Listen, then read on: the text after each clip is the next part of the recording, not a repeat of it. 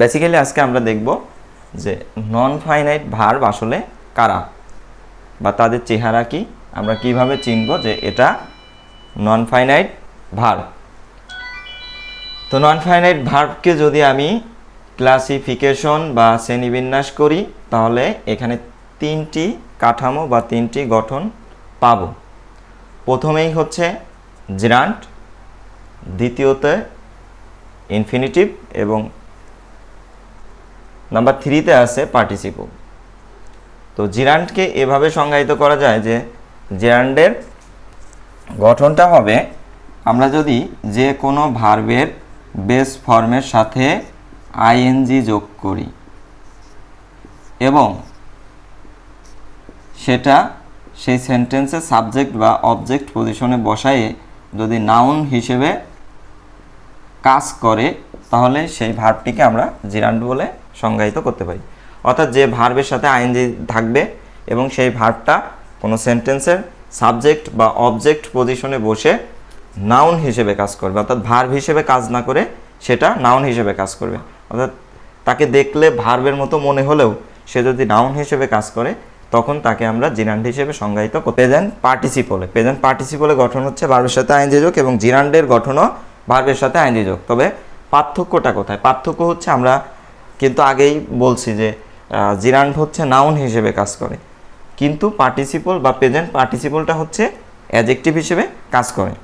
তো এই বিষয়টা বা এই যে দুইটা পার্টিসিপল অর্থাৎ জিরান্ডের মধ্যে যে পার্থক্য, এটা আমরা যদি এই এক্সাম্পল দেখি তাহলে আরও খুব সহজে আমরা বুঝতে পারবো। যেমন প্রথমে আমরা লিখলাম যে swimming is the best exercise।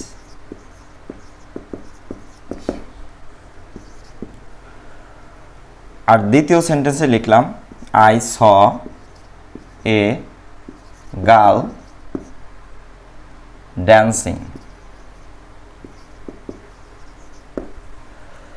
তো প্রথম সেন্টেন্সে বলা আছে যে swimming is the best exercise and দ্বিতীয় সেন্টেন্সে বলা আছে যে I saw a girl dancing.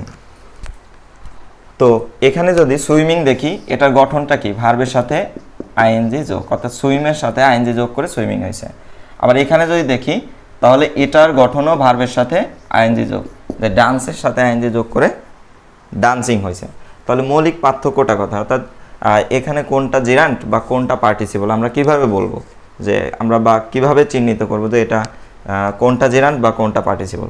সেটা হচ্ছে যে আমরা বলছিলাম যে জিরান্ট হচ্ছে নাউন এবং এর বসার স্থান হচ্ছে সেন্টেন্সের সাবজেক্ট এবং অবজেক্টের পজিশনে, আর পার্টিসিপল হচ্ছে অ্যাডজেক্টিভ এবং অ্যাডজেক্টিভের কাজ হচ্ছে কোনো নাউন বা কোনো প্রোনাউনকে বিশেষায়িত করা।